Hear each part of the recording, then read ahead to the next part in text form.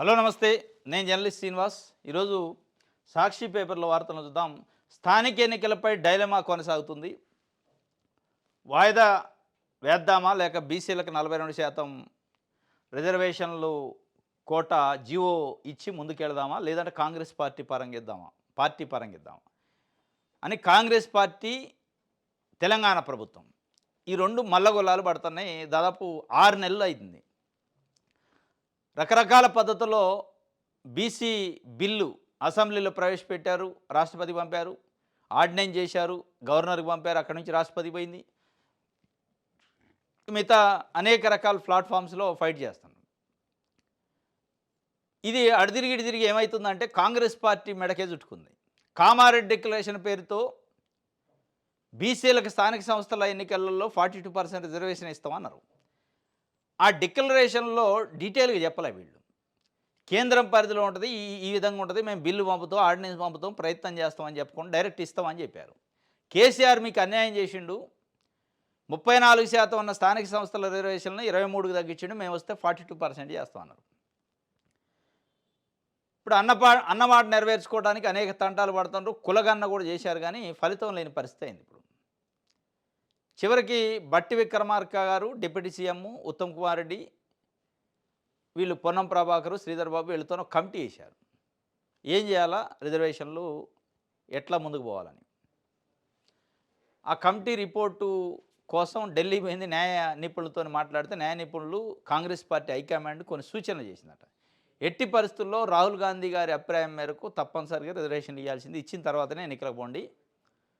అవసరం అయితే హైకోర్టులో ఒక పిటిషన్ వేసి ఒక 3-4 నెలలు టైం తీసుకోండి, సుప్రీంకోర్టుకు పోండి. ఆర్డినెన్స్ ఆల్రెడీ పెండింగ్ ఉంది.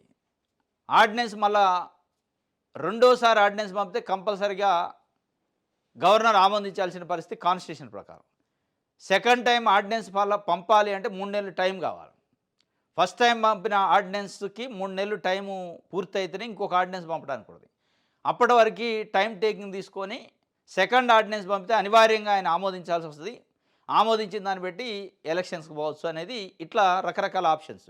సుప్రీంకోర్టుకు పోండి, రాష్ట్రపతి దగ్గర ఉన్న ఫైల్ని తొందరగా పూజించే కార్యక్రమం, లేదా టైము ఒక 4 నెలలు 3 నెలలు హైకోర్టులో అడిగి తీసుకొని మళ్ళా సెకండ్ టైం ఆర్డినెన్స్ పంపండి. ఇట్లా రకరకాల పద్ధతిలో డైలమాలో ఉంది కాంగ్రెస్ పార్టీ ప్రభుత్వం. అంటే త్యాగం చేసి ముందుకు అడుగేలేని పరిస్థితి. పార్టీ పరంగా ఇచ్చుకుంటూ పోదామంటే అది నమ్మే పరిస్థితి లేదు. బీసీలు ఓడిపోయే టికెట్లు ఇచ్చారు, ఓడిపోయే దగ్గర బీసీలకు ఇచ్చారు, ఇచ్చినట్టు చేశారు, కానీ ఏమీ లేదని ఒక అపవాదం వస్తుంది. రాహుల్ గాంధీ మాట నిలబెట్టినట్టు కాదు. ఇట్లా రకరకాల పద్ధతులు అధిష్టానం నుంచి, న్యాయ నిపుణుల నుంచి రకరకాల యాంగిల్లో సూచనలు వచ్చినాయట. మొత్తానికి ఆ డైలమా ఇంకా కొనసాగుతుంది. ఇంకొక వైపు రాష్ట్ర ప్రభుత్వం అయితే చాలా స్పీడ్గా ఉన్నట్టు యాక్ట్ చేస్తుంది. నిన్న ఒక షెడ్యూల్ ఇచ్చింది. ఈ నెల 28 నుంచి ఫోటో ఓటర్ లిస్టు, దాని డ్రాఫ్టు, దాని ఫైనల్ లిస్టు సెప్టెంబర్ 2 వరకు కంప్లీట్ అయిపోవాలని ఒకవైపు అట్లా ఆదేశాలు ఇస్తుంది, ఇంకొక వైపు ఈ మల్లగొల్లాలు. మొత్తం మీద ఆ డైలమా ఇంకా కొనసాగుతుంది. డైలమా విషయంలో అధికారులకు కానీ ప్రభుత్వానికి ఇంకా క్లారిటీ రాలే. అల్టిమేట్గా కాంగ్రెస్ పార్టీ అధిష్టాన సూచననే పాటిస్తుంది ప్రభుత్వం అనిపిస్తుంది. ఎట్టి పరిస్థితుల్లో రాహుల్ గాంధీ ఇచ్చిన మాట ప్రకారం రిజర్వేషన్లు చట్టబద్ధంగా ఇచ్చే ముందుకు పోవాలి ఎన్నికలకనే పట్టుదలతో అధిష్టానం రాహుల్ గాంధీ ఉంది కాబట్టి దాన్ని దాటిపోతారు అనుకోవట్లే. ప్రభుత్వం ఏదో ఒక రకంగా మల్లగొల్లాలు పడి ఎన్నికలైతే ఒడ్డెక్కిద్దామనే ఒక ప్రయత్నం చేస్తుంది, కానీ చూడాలి ఈ డైలమా ఎంతవరకు కొనసాగిద్ది అనేది. ఇంకోటి, సాదా బైనామాకు లైన్ క్లియరు, క్రమబద్ధీకరణకు అనుమతించిన హైకోర్టు, 2020లో విధించిన స్టే తొలగించిన సీజే ధర్మాసనం. ఏప్రిల్ నుంచి భూభారత్ అమల్లోకి వచ్చిందన్న ఏజీ, సెక్షన్ 6 ప్రకారం సాదా బైనామా క్రమబద్ధీకరించుకోవచ్చు అని వెల్లడి. 9 లక్షలకు పైగా పెండింగ్ దరఖాస్తులు పరిష్కరించవలసి ఉంది. సాదా బైనామా పైన ఒక పిల్లు ఉంది, పబ్లిక్ ఇంట్రెస్ట్ లిటిగేషన్ అనే ఒక అతను వేసిండు. 2020 అక్టోబర్ 29న ధరణి చట్టం వచ్చింది.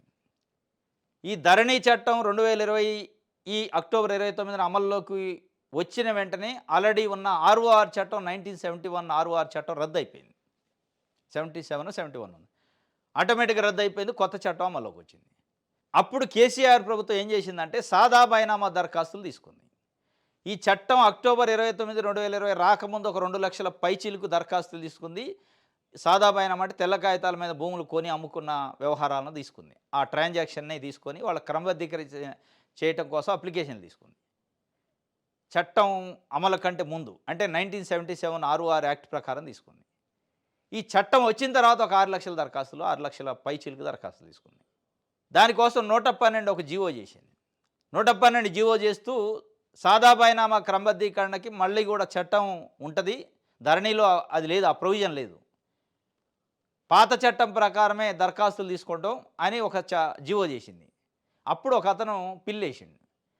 మీరు చట్టమేం కొత్తది చేస్తారు, దరఖాస్తులేం పాత చట్టం ప్రకారం తీసుకుంటారు, ఇది ఎట్లా న్యాయబద్ధం అని చెప్పి కోర్టుకు పోతే కోర్టు స్టే ఇచ్చింది. చట్టం కొత్తది వన్స్ ఫోర్స్‌లోకి వచ్చిన తర్వాత ఈ కొత్త చట్టం ప్రకారం వ్యవహరించాలి తప్ప, మీరు పాత చట్టం ప్రకారం దరఖాస్తులు తీసుకున్నారు కాబట్టి మొత్తం హోల్డ్‌లో పెట్టండి అని స్టే ఇచ్చింది. అప్పటి నుంచి ఇప్పటి వరకు కేసు నడిచింది. ఆ స్టేని ఎత్తేసింది మొన్న. ఇప్పుడు మళ్ళా స్టార్ట్. 9,00,000 దరఖాస్తులు పెండింగ్‌లో ఉన్నాయి. వీళ్ళని మొత్తం క్లియర్ చేయాలంటే ఇంకా 6 నెలలు పడుద్ది. చాలా సురుగ్గా ప్రభుత్వం సీరియస్‌గా తీసుకొని చేస్తే. 9,00,000 పైచిలుకు రైతులు ఎదురు చూస్తారు వెయ్యి కళ్ళతోని. దీనికి ఒక ప్రొసీజర్ ఉంది మళ్ళా. ముందు అసలు హైకోర్టు స్టే ఇచ్చింది కాబట్టి, హైకోర్టు స్టే వెకేట్ చేయించింది కాబట్టి మీరు చేసుకోవచ్చు సాదా బైనామా అంది కాబట్టి గెజిట్ రిలీజ్ చేయాలి ఫస్ట్. ప్రభుత్వం గెజిట్ రిలీజ్ చేయాలి. భూభారతి చట్టంలో సెక్షన్ 6 ప్రకారం సాదా బైనామాలు ఎంటర్‌టైన్ చేయొచ్చు అని. ఆ గెజిట్ తర్వాత ఈ దరఖాస్తు చేసుకున్న దరఖాస్తులు ఆల్రెడీ పెండింగ్ ఉన్నాయి కదా, దరఖాస్తు చేసుకున్న వాళ్ళు దరఖాస్తులు పెడతారు ఎవరి దగ్గర సాదా బైనామాలు కొన్నామని. ఆ అమ్మిన రైతులకు నోటీసులు ఇవ్వాలి ఆర్డీఓ. ప్రతి ఆర్డీఓ అమ్మిన రైతులకు నోటీసులు ఇస్తాడు. మీరు ఫలానా తేదీలో ఫలానా వ్యక్తికి భూమి అమ్మారట సాదా కాగితం పైన, అది మీరు అమ్మారా లేదా అని ఆయన ఒపీనియన్ తీసుకుంటారు. దాని తర్వాత ఏ భూమికైతే వాళ్ళు దరఖాస్తు చేసుకున్నారో ఆ భూమి చుట్టుపక్కల ఉన్న రైతులు దగ్గర స్టేట్మెంట్ తీసుకుంటారు రెవెన్యూ డిపార్ట్మెంట్ పోయి. ఇదంతా ఒక తతంగం, ఒక ప్రొసీజర్ ఉంటుంది. నోటీస్ ఇచ్చాక ఒక 15 రోజులు వెయిట్ చేయాలి. దాని తర్వాత RI report, revenue inspector report ఇస్తాడు. ఆ రిపోర్టు ఇదంతా బేస్ చేసుకొని వాళ్ళు ఒక 13B అని ఒకటి ఇష్యూ చేస్తారు సర్టిఫికేటు. ఆ 13B ఏంటంటే నోటిఫై చేసినట్టు మీరు చేసుకున్న సాదా బైనామా రిజిస్ట్రేషన్ డాక్యుమెంట్ కిందకి కన్వర్షన్ చేసినట్టు. రిజిస్టర్డ్ డాక్యుమెంట్కి ఉన్న వాల్యూ అప్పుడు వస్తుంది. ఇక సాదా కాగితానికి రిజిస్ట్రేషన్ డాక్యుమెంట్కి ఉన్న వాల్యూ వస్తుంది. ఆ వాల్యూ రావడానికి 13B ఇష్యూ చేస్తారు. 13B ఇష్యూ చేసిన తర్వాత ఇక్కడ ఒక ట్విస్ట్ ఏంటంటే, కేసీఆర్ ప్రభుత్వం ఉన్నప్పుడు ఉచితంగా చేసింది సాదా బైనామా. ఇప్పుడు డబ్బులు పెట్టారు భూభారతిలో.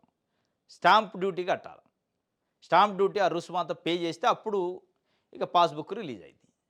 ఇది ప్రాసెస్. దీనికి 6 నెలలు టైం పట్టే అవకాశం ఉంది. స్టాంప్ డ్యూటీ ఇదంతా పే చేసిన తర్వాత దీనికి జరిగే ముందు ప్రాసెస్ అంతా జరిగాక స్టాంప్ డ్యూటీ పే చేస్తే దాని తర్వాత ఇక పాస్బుక్ రిలీజ్ అయితే అప్పుడు వస్తుంది రైతులకి. దీంట్లో కాంగ్రెస్ పార్టీ పెట్టిన కొత్త విధానం ఏంటంటే ఆర్ఓఆర్లో డబ్బులు వసూలు చేసే పద్ధతి పెట్టింది. ఇప్పటికీ దాదాపు నాకు తెలిసి ఆర్ఓఆర్ చట్టం కింద 13 సార్లు ఈ సాదా బైనామాలు అయినాయి. 13 టైమ్స్. 14th టైం అప్పుడు రిలీజ్ చేసిన దాన్ని స్టే ఇచ్చింది. ఇప్పుడు ఇది 14th టైము అమలవుతుంది. ఈ 13B ఇష్యూ చేసి స్టాంప్ డ్యూటీ కట్టిన తర్వాత అవుతుందంటే దీనికి మొత్తం అటు ఇటుగా ఒక 6 నెలలు టైం పట్టే అవకాశం ఉంది. లైన్ అయితే క్లియర్ అయింది కానీ ఆ లైన్ క్లియర్ అయిన దాన్ని పర్ఫెక్ట్గా అమలు చేయాలంటే కమిట్మెంట్తో ప్రభుత్వం పనిచేస్తే ఒక 6 నెలలు పడుతుంది. ఈ కమిట్మెంట్ లేకుండా అదరాబదరా చేస్తే అది ఇంకెన్ని నెలలు పడుతుందో ఇప్పుడు చెప్పలేము. రైట్, వెలుగు పేపర్ చూద్దాం.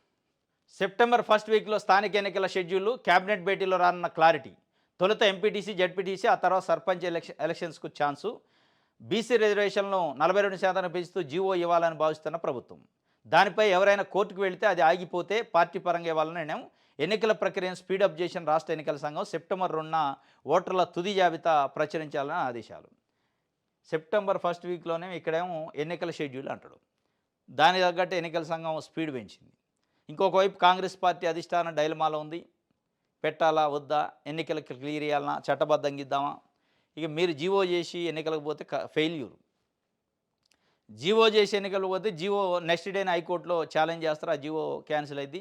జీవో క్యాన్సిల్ అయ్యాక జీవో క్యాన్సిల్ అయింది కాబట్టి మేము పార్టీ పరంగా ఇస్తామంటే కొండంత రాగం తీసి ఏదో పాట పడినట్టు అయింది. ఏముండదు అక్కడ. లిటరల్గా బీసీల ముందు కాంగ్రెస్ పార్టీ చిన్నదైంది. మరి వాళ్ళు ఏం ఆలోచిస్తున్నారో కానీ. ఈ నెల 30 నుంచి అసెంబ్లీ ఉందట. అదే రోజు క్యాబినెట్ భేటీ. సెప్టెంబర్ 4 వరకు అసెంబ్లీ కొనసాగే ఛాన్సు. సభ ముందుకు రానున్న Kaleshwaram commission report. Kaleshwaram commission report పైన స్పెసిఫిక్గా చర్చించడానికి ఈ నెల 30వ తారీఖు నుంచి అసెంబ్లీ పెడతారట. సెప్టెంబర్ 4 వరకు ఒక చర్చ ఏంటంటే సెప్టెంబర్ 4 వరకు చర్చ పెట్టి అసెంబ్లీలో కాళేశ్వరం రిపోర్ట్ పైన చర్యలు తీసుకుంటూ అదే కాకతోని స్థానిక ఎన్నికలకు పోవాలి, గెలవాలని ఒక ప్రయత్నం చేస్తాను. స్థానిక ఎన్నికల్లో కేసీఆర్ పైన చర్య తీసుకుంటున్నావు, కేసీఆర్ పైన కేసు పెడుతున్నావు, కాళేశ్వరం పైన రిపోర్ట్ పైన చర్చిస్తే ఓట్లేయరు. ఈ ఈ 20 నెలల పాటు ప్రభుత్వం ఏం చేసింది, రైతులకి, మహిళలకి, బడుగు బలహీన వర్గాలకి ఏం పనితనం చేసిందనే దాన్ని బట్టి ఓట్లేస్తారు. భవిష్యత్తులో ఏం చేయబోతుందనే దానిపైన ఓట్లేస్తారు. వీళ్ళేదో ఈ స్థానిక ఎన్నికలు పెట్టే ముందు అసెంబ్లీలో పెడితే అయిపోద్ది అనుకుంటున్నారు కానీ అంత ఈజీ కాదు. దిశ పేపర్ చూద్దాం. కేసీఆర్, హరీష్పై కేసులట, న్యాయ నిపుణుల సలహా అనంతరం నమోదు. కాళేశ్వరం విచారణ బాధ్యతలు సిట్టు లేదా సిఐడికి అప్పగించే యోచనలో రాష్ట్ర ప్రభుత్వం. అసెంబ్లీ సమావేశాల్లో ఘోష్ కమిషన్ రిపోర్టుపై చర్చ. అదే వేడితో స్థానిక ఎన్నికలకు సమావేశాలు ముగిశాక ఎలక్షన్ షెడ్యూల్. అసెంబ్లీ సమావేశాలు కేసీఆర్ వస్తారా? అది ఆయనకే తెలియదు, మనకేం తెలుస్తుంది? కేసీఆర్ వస్తారా లేదు, కేసీఆర్ తెలియదు, బీఆర్ఎస్ పార్టీ వాళ్ళకే తెలియదు ఆయన వస్తాడా లేదా. ఆయన గుబులు అనమాట. వచ్చే అవకాశాలు అయితే 99% లేవు. ఎందుకు రారు అంటే అసెంబ్లీ సమావేశాలు పెట్టేదే కాళేశ్వరం రిపోర్టు పైన చర్చించడానికి. కాళేశ్వరం రిపోర్టు టార్గెటే కేసీఆర్, హరీష్ రావు. ఎందుకు వస్తాడు? పుట్టేప్పుడే రాలే ఆయన. జనరల్ చర్చ జరిగేటప్పుడే, ప్రజా సమస్యలపైన చర్చ జరిగేటప్పుడే రాలే. కాళేశ్వరం పైన సమావేశం పెడతాను, కాళేశ్వరం పైన చర్చిస్తాం, దాంట్లో నువ్వు దోషివి, నేను దోషిగా చూపిస్తావని నాకు వస్తాడు సమావేశానికి. అంత ఈజీ కాదు రావటం అయితే. సరే, ఆయన వచ్చిన రాపైన కాంగ్రెస్ పార్టీ ఏం చేస్తుందంటే కాళేశ్వరం పైన రిపోర్ట్ పైన చర్చ చేద్దాం, దానిపైన చర్యలు ఏం చేద్దాం, కేసీఆర్, హరీష్ పైన కేసులు పెడదాం, సిట్ వేద్దాం, సిఐడి వేద్దాం, ఈ కాక మీద ఎన్నికలకు పోదామని ఒక ప్రయత్నం చేస్తున్నట్టు. ఆ కాకకి ఎన్నికలకు సంబంధం లేదు వాస్తవంగా. ఇది మరి కేసులు పెడతారా అంటే పెట్టడానికే కాబట్టి, ఇక పెట్టినా ఈ నిలబడే కేసులు కావు, ఉండే కేసులు కావు. మళ్ళీ వాళ్ళు కోర్టుకు పోతారు, తెచ్చుకుంటారు, దాంతో ప్రజలకు ఒరిగేది లేదు, అయ్యేది లేదు, పోయేది లేదు. ₹1 వాళ్ళ నుంచి రికవరీ చేయరు, మనం చూడం. రైట్. ఆంధ్రప్రభ స్థానిక అడుగులట, రంగంలోకి దిగిన రాష్ట్ర ఎన్నికల సంఘం. అది రంగంలోకి దిగుతూనే ఉంటుంది, మళ్ళీ బ్రేకులు వేస్తూనే ఉంటారు మీరు. అదెంతసేపు రంగంలోకి దిగంది ఇప్పుడు? 6 నెలల నుంచి వాళ్ళు రెడీగా ఉన్నారు ఎన్నికలు పెట్టడానికి. రాష్ట్ర ఎన్నికల సంఘం మీరే బ్రేకులు వేస్తారు. ఢిల్లీ పోతున్నాం, ఆగండి, ఢిల్లీ పోయి వస్తాం, ఇదిగో అదిగో అని వాయిదాలు వేస్తారు. మళ్ళీ వాయిదా వేసే కార్యక్రమం. ఇది ఉరికిచ్చి కొంకులు దగ్గకొడతారు. ఇది ఇప్పటి నుంచి కాదు, 2025 కొత్త సంవత్సరం ఎంటర్ అయిన దగ్గర నుంచి ఇదే కథ. వచ్చే నెల మొదటి వారంలో ఎన్నికలు అంటారు, లేదంటే ఈ నెల చివరి వారంలో ఎన్నికల షెడ్యూల్ వస్తుంది అంటారు. ఆ చివర లేదు, మొదలు లేదు, దానికి చివర మొదల తోక తల లేని వ్యవహారం అయిపోయింది. బీసీల రిజర్వేషన్ని ఒక రకంగా పండబెట్టే కార్యక్రమం చేస్తుంది అటు ప్రభుత్వం, కాంగ్రెస్ పార్టీ, ప్రతిపక్షాలు అన్నీ కూడా. అసెంబ్లీ కేసీఆర్ అట, ఇది కూడా వార్త. అసెంబ్లీ కేసీఆర్ వస్తే ఏం వార్త? అసెంబ్లీ మెంబర్, అసెంబ్లీలో ఎమ్మెల్యే ఆయన, ఒక మెంబరు, అసెంబ్లీలో మెంబర్ ఆయన, సభ్యుడు, సభ్యుడు రావాలి వాస్తవంగా. శాసనసభ్యుడే కాదు, ప్రతిపక్ష నాయకుడు. ఇవాళ దురదృష్టం ఏంటంటే తెలంగాణ ప్రతిపక్షం ఫామ్ హౌస్లో బందీ అయిపోయింది. ఆయన ఒక ప్రతిపక్ష నాయకుడిగా 10 సంవత్సరాల ముఖ్యమంత్రి, 10-15 సంవత్సరాలు ఉద్యమం చేసిన నాయకుడిగా అసెంబ్లీలోకి వచ్చి ఆయన ఒక గళం ఇప్పితే ప్రభుత్వం పైన ఒత్తిడి వస్తుంది, ప్రజలకు మేలు జరుగుతుంది కొన్ని విషయాల్లో. అలా ఆయన వచ్చే పరిస్థితి లేదు. దురదృష్టం ఏంటంటే తెలంగాణలో కేసీఆర్ అసెంబ్లీకి వస్తారా రాడని వార్తలు రాసుకోవాల్సిన పరిస్థితి, వస్తాడని కొన్ని పత్రికలు, రాడని కొన్ని పత్రికలు, దానిపైన డిబేట్లు పెట్టే పరిస్థితికి వచ్చింది. ఒక ప్రతిపక్ష నాయకుడు అసెంబ్లీకి వచ్చేదానికి కూడా వార్తలు, డిబేట్లు పెట్టాల్సిన పరిస్థితి ఆ కర్మ తెలంగాణ సమాజానికి వచ్చింది. అంటే చూడండి ఎంత నిర్లక్ష్యము పొలిటికల్ పార్టీలకి ప్రజలపైన, ప్రజా సమస్యలపైన, చట్ట సభలపైన ఉందనేది అర్థమైంది. ఏసీబీ ఫుల్ జోషట, అక్రమార్కులు మరింత జోరుగా ఉండట. సీఎం ఆదేశాలతో ఎవరు చెప్పినా వినని అధికారులు. అక్రమాస్తులు seize number 1. Revenue recovery act అమల్లో వైఫల్యం. కేసులు రుజువు చేయడంలో కలిసి రాని ప్రభుత్వ అధికారులు, న్యాయ విచారణకు అనుమతి రాకుండా లాబింగ్. ఇది ఏసీబీ ఫుల్ జోష్ అంటున్నారు, అక్రమార్కులు మరింత జోరుగా ఉండట. మరి రెండేటైతే జోషుకున్నాక ఆర్ఆర్ యాక్ట్ అమలు కావట్లేదు. రెవెన్యూ రికవరీ యాక్ట్ లేనప్పుడు ఎన్ని అవినీతి కేసులు పెట్టి ఏముంటుంది? వాడు పోతాడు, జైలుకు పోయి వస్తాడు. ఇప్పుడు హెచ్ఎండిఏ బాలకృష్ణ అని ఉండు, 500 కోట్లు సంపాదించినాడు. కాళేశ్వరం ఈఎన్సీ మురళీధర్, కాళేశ్వరంలో ఇంకొక ఇంజనీర్ హరిరామ్, వీళ్ళంతా ప్రత్యక్షంగా పట్టుబడ్డరు. కట్టల డబ్బులు, కేజీల బంగారము, వందల డాక్యుమెంట్లు, లాకర్లు, ఎక్కడ చూసినా డబ్బే. వాళ్ళ జీతాలు, వాళ్ళ సంపాదనకి సంబంధం లేదు ఆస్తికి. ఒక్కళ్ళ దగ్గర నుంచి కూడా ఇగో ₹1,00,000 రికవరీ చేసిన ఆర్ఆర్ యాక్ట్ ప్రకారం ఖజానాలో, ప్రభుత్వ ఖజానాలో వేసినాం అనే దాఖలాలు లేవు. అయితే అని కూడా నమ్మకం లేదు. మళ్ళీ ఏసీబీ ఫుల్ జోష్ అట. ఏమిటికి జోషు? దేనికి? ఈ వార్తల్లో జోష్ తప్ప వాస్తవాల్లో లేదు. తీవ్ర అనారోగ్యంతో ఉన్న బాలెక్కు జగ్గారెడ్డి 3,00,000 సాయం చేసిండారు. సీఎంతో చర్చించి ప్రభుత్వమే ఖర్చులు భరించేలా ఒప్పిస్తానని భరోసా ఇచ్చిండు. క్యాన్సర్ పేషెంట్లకు వ్యక్తిగతంగా లక్షల్లో ఆర్థిక సాయం చేస్తున్న టీపీసీసీ వర్కింగ్ ప్రెసిడెంట్ జగ్గారెడ్డి తాజాగా గడిచిన 9 సంవత్సరాలుగా తీవ్ర అనారోగ్యంతో బాధపడుతూ మంచానికి పరిమితమైన బాలికకు 3,00,000 సాయం చేసి మరోసారి తన దాతృత్వాన్ని చాటుకున్నారు. మహబూబాద్ జిల్లా కేసముద్రం మండలం పెనుగొండ గ్రామానికి చెందిన 9 సంవత్సరాల వయసున్న సుష్మా దసరా పండుగ సందర్భంగా అనుకోకుండా చీమల మందు కలిపిన చపాతీ తిని తీవ్ర అనారోగ్యం పాలైంది. అప్పటి నుంచి నడవలేని స్థితికి చేరింది. తండ్రి మహేష్కు ఆర్థిక పరిస్థితి సరిగా లేకపోవడంతో సరైన వైద్యం అందించలేకపోయారు. ఈ విషయం తెలుసుకున్న జగ్గారెడ్డి మంగళవారం మహేష్ను బాలికను గాంధీభవన్కు పిలిపించారు. పాప ఆరోగ్య పరిస్థితి తెలుసుకున్నారు. నేనున్నానంటూ భరోసా ఇచ్చారు. 3,00,000 నగదు ఆర్థిక సాయం చేశారు. అంతేగాక డాక్టర్ చంద్రశేఖర్తో మాట్లాడి ఎలాంటి వైద్యం అందిస్తే పాప నడుస్తుందో చెప్పాలని సూచించారు.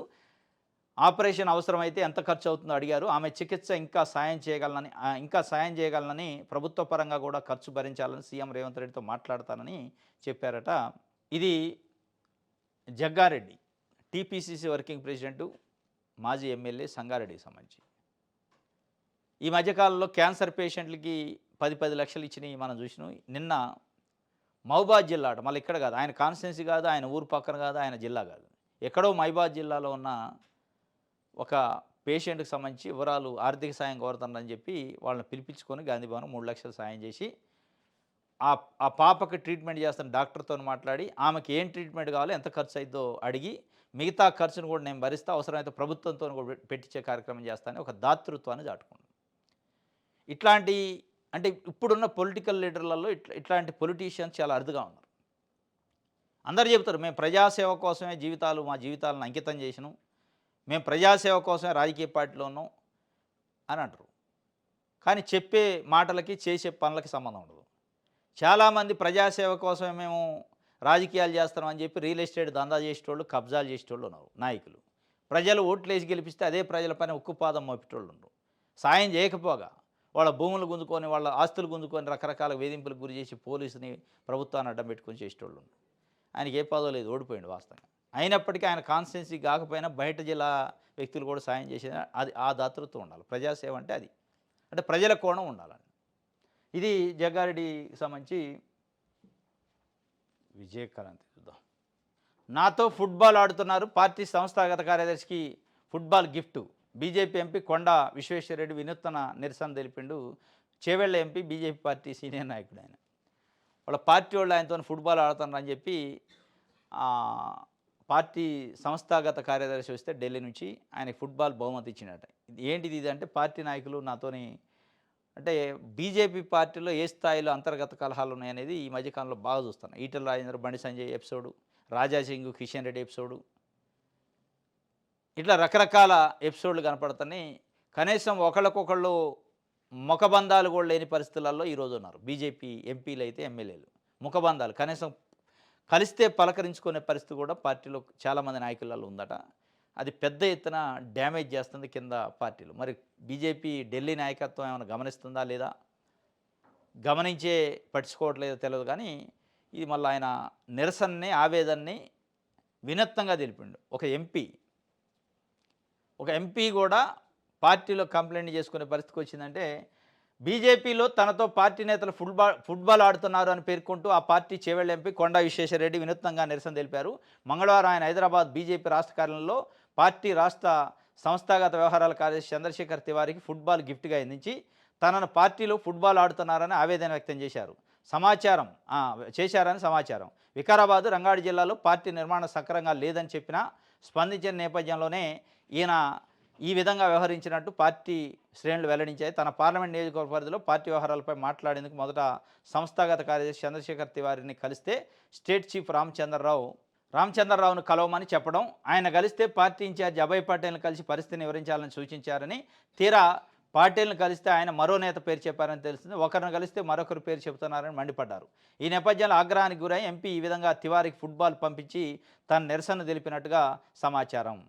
జిల్లా అధ్యక్షుల తీరు, పార్టీ కార్యక్రమాల సమన్వయంపై తన అసంతృప్తిని వ్యక్తం చేశారు. ఫుట్బాల్ నిరసన ఏది లేదు అని చెప్పి మళ్ళీ ఒక ప్రకటన చేశారట. ఇది వాస్తవంగా ఫుట్బాల్ ఆయన ఒక్కడు కాదు, చాలామంది నాయకులు ఫుట్బాలు ఆటలో బందీ అయిపోయారు, బలయ్యారు పాపం. వాస్తవం ఇది. ఏదైనా పార్టీ కార్యక్రమం అభివృద్ధి చేయడం, ఒకళ్ళని జాయిన్ చేసుకోవాలంటే ఒకళ్ళని అడిగితే ఇంకొకళ్ళు, ఇంకోళ్ళని అడిగితే ఇంకోళ్ళు, ఆయనతో మాట్లాడి ఈయనతో మాట్లాడి ఏముంది అందులో మాట్లాడా? అంటే ఎవరికి కూడా పార్టీ డెవలప్మెంట్ పైన ఇష్టం లేదు. ఎవరికి వాళ్ళు తప్పించుకొని ఎస్కేప్ అయ్యే పద్ధతి అనమాట. రైట్. నమస్తే తెలంగాణ. చేను కుమిలే రైతు రగిలే. కాంగ్రెస్ పాలనలో కుప్పగూలుతున్న తెలంగాణ వ్యవసాయం, రైతు పథకాల అమల్లో కాంగ్రెస్ సర్కార్ వైఫల్యం. ఇది యూరియా పైన పెద్ద ఎత్తున రైతులు ఆగ్రహం వ్యక్తం చేస్తున్నారు. మిగతా విషయాలు అంత లేదు కానీ యూరియా సరఫరా విషయంలో ఇట్లా కష్టాల పాలు చేశారు యూరియా రైతుల్ని కష్టాల పాలు చేశారు యూరియా కోసం. ఇటు బీజేపీ సెంట్రల్లో అధికారంలో ఉన్న బీజేపీ, రాష్ట్రంలో అధికారంలో ఉన్న కాంగ్రెస్ పార్టీ నాయకులు పోటీలు పడి ప్రకటనలు ఇస్తారు కానీ పని లేదు ఆడ. పంతేనమైన ప్రకటనలు అనమాట. ఇదిగో వస్తున్నాయి, అదిగో వస్తున్నాయి, యూరియా కొరత లేదని ఒక ఆయన, వస్తుంది యూరియా ఆందోళన చెందొద్దని ఇంకో ఆయన, లేదా బహిరంగ చర్చకు సిద్ధమా అని ఇంకొక ఆయన. ఈ చర్చలు చెప్తున్నారు తప్ప అసలు రావాల్సిన స్టాక్ రావట్లే. రేవంత్ నువ్వు తరిమి కొడతాం, అసలు నువ్వెవరు, బీహార్లో నీకేం పని, కూలీ పని మా డిఎన్ఏలోనే ఉందని అంటావా? సీఎం రేవంత్పై ఇరుచుకుపడిన ప్రశాంత్ కిషోర్ అని ఈయన రాజకీయ స్ట్రాటజిక్గా తెలుగు రాష్ట్రాల్లో 2 రాష్ట్రాల్లో చేసిన పని పొలిటికల్ పార్టీల కోసం.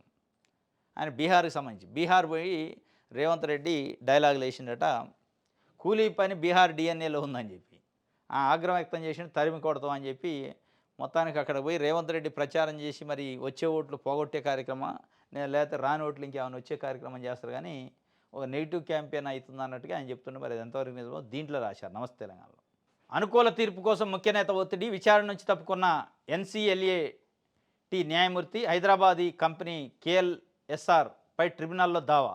కంపెనీకి అధికార కాంగ్రెస్ ముఖ్య నేతకు సంబంధాలు, ప్రతిపక్షంలో ఉండగా కంపెనీ కారును వాడిన నేత, అధికారంలోకి వచ్చాక ఆ సంస్థకు పలు కాంట్రాక్టులు, తాజా పరిణామాలతో కార్పొరేట్ వర్గాల తీవ్ర చర్చ.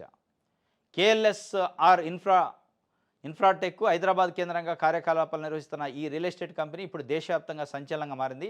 చెన్నై కేంద్రంగా పనిచేస్తున్న నేషనల్ కంపెనీ లా అపిలేట్ ట్రిబ్యునల్లో కేఎల్ఎస్ఆర్ పై కార్పొరేట్ దివాలా పరిష్కార ప్రక్రియ కింద కేసు విచారణ జరుగుతుందట. ఆ కేసులో మ్యానిపులేట్ చేయాలని చూశారట. అనుకూల తీర్పు కోసం కాంగ్రెస్ పార్టీ ముఖ్య నాయకుడు ఒక ఆయన లాబీ చేసిండట. ఆ కంపెనీకి ఆ నాయకుడికి సంబంధం ఉందట అని చెప్పి ఒక వార్త. నమస్తే తెలంగాణ సంబంధించి మన తెలంగాణ చూద్దాం. అన్నదాత అరిగోస అడ్రస్ లేని సీఎం, యూరియా కోసం రైతులు తండ్లాడుతుంటే బీహార్ ప్రచారంలో సీఎం, మంత్రులు బిజీ. రైతులను గాలికి వదిలేసి రాజకీయాలకు ప్రాధాన్యం, బీఆర్ఎస్ వర్కింగ్ ప్రెసిడెంట్ కేటీఆర్ ఆగ్రహం. మీరేం చేస్తారు? ఆయన గాలికి వదిలేసిండు, అరిగోస పడతాను రైతుల దగ్గర మీరు పోతున్నారు.